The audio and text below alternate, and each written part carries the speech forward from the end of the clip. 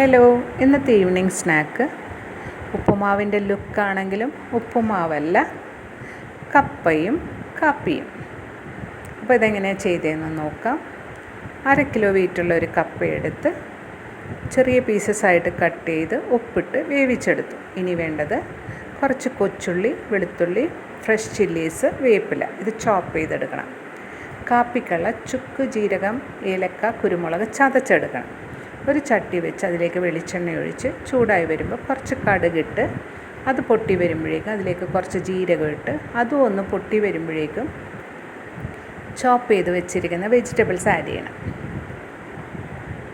ഇതിലേക്ക് നമ്മൾ ഒരു 2 പിഞ്ച് സോൾട്ടും കൂടെ ആഡ് ചെയ്യണം. ഈ സമയം നമ്മുടെ കാപ്പി തിളച്ച് വന്നിട്ടുണ്ട്. അതിലേക്ക് കാപ്പിപ്പൊടിയിട്ട് സ്റ്റൗ ഓഫ് ചെയ്ത് അടച്ചു വെക്കണം. സെറ്റായി കിട്ടും. അപ്പോൾ നമ്മുടെ വെജിറ്റബിൾ സോട്ടായി വന്നിട്ടുണ്ട്. അതിലേക്ക് കുറച്ച് തേങ്ങയും കൂടി ഇട്ട് ഒരു 2-3 തവണ ഇങ്ങനെ അങ്ങോട്ടും ഇങ്ങോട്ടും തട്ടുക. അതിൻ്റെ ആ ടേസ്റ്റ് പോവരുത്.